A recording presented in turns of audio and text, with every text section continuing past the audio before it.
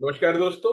मैं आपका मित्र और ज्योतिषी ज्योतिषाचार्य विकास जी आज आपके सामने एक वीडियो की नई श्रृंखला लेके आया हूँ जिसमें मैं आपको कहानियां सुनाऊंगा और उन कहानियों के माध्यम से वैदिक एस्ट्रोलॉजी या वैदिक ज्योतिष के कुछ टिप्स दूंगा या कुछ सीखे बताऊंगा। तो आइए चलिए भगवान गणेश जी को और भगवान शंकर, माता पार्वती, भगवान विष्णु, माँ लक्ष्मी और सब हम देवी देवताओं, अपने पितृगण और माता पिता को प्रणाम करते हुए ये वीडियो की सीरीज चालू करते हैं। तो पहली भी जो कहानी है वो है कहानी नंबर 1, राजा की लगन कुंडली। बहुत समय पहले एक बड़े राज्य में एक राजा का जन्म हुआ। उनकी माता ने सूर्योदय के कुछ मिनट बाद उसे जन्म दिया। जन्म के समय सिंह लगन उदय हो रहा था। आपको मालूम है कि 12 लगन है, उनमें से जो पांचवा राशि है उसमें ये लगन उदय हुआ था। जैसे ही दरबारी जोशी ने उसकी कुंडली देखी, वह मुस्कुराया और बोला, महाराज, यह बालक स्वाभाविक नेता बनेगा। इसमें सूर्य का तेज और सिंह का गर्व होगा। राज्य के हित के लिए यह अपने जीवन का बलिदान भी कर सकता है। राजकुमार धीरे धीरे बड़ा हुआ। उसमें नेतृत्व का अद्भुत क्षमता थी। पर एक समस्या थी, उसका चंद्रमा 12वें भाव में था, वृश्चिक राशि में। 12वें भाव में चंद्रमा वैसे भी कमजोर होता है, 6 8 12 में, और वृश्चिक राशि का मतलब नीच का हो गया। उसका मन हमेशा किसी ना किसी चिंता में डूबा रहता था।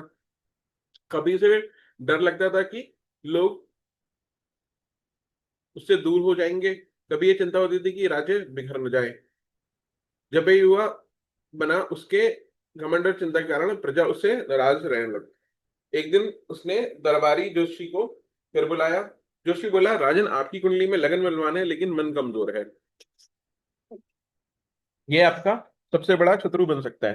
ध्यान और ध्यान से इसे साधिए।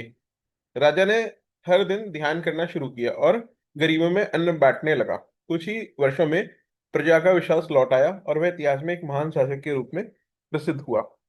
अभी आप जिनको एस्ट्रोलॉजी आती है वो कहेंगे कि अगर 5 नंबर का लगन था तो 12वें घर में 8वीं राशि कैसे आएगी? ठीक है, 8वीं राशि नहीं आएगी तो चौथी राशि आएगी। तो वहां पे जो चंद्रमा है वो अपनी राशि का होगा, लेकिन बहुत इमोशनल होगा, तो भी वो कमजोर होगा।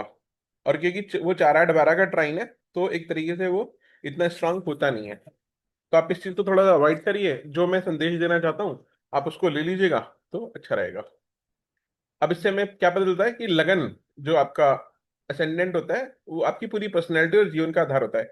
लेकिन चंद्रमा हमारा मन का कारक है। अगर चंद्रमा या अन्य ग्रह कमजोर हो तो मन अनसंतुलित हो जाता है, अनबैलेंस हो जाता है। उसका उपाय जरूरी होता है।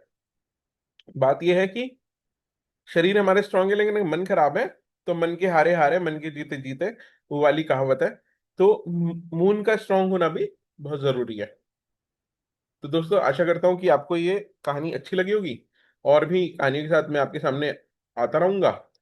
तो अगर आपको ये वीडियो अच्छा लगे तो इसको लाइक करिएगा। मेरे चैनल को आपने सब्सक्राइब कर ही रखा होगा, अगर नहीं किया होगा तो प्लीज सब्सक्राइब करें। आप सभी का दिन शुभ हो। जय श्री राम। जय माता पार्वती। क्योंकि चंद्रमा को हम कहते हैं कि माता पार्वती और भगवान शिव भी डिनोट करते हैं। शिव जी की पूजा करने से भी फायदा होता है। चलिए दोस्तों, नमस्कार।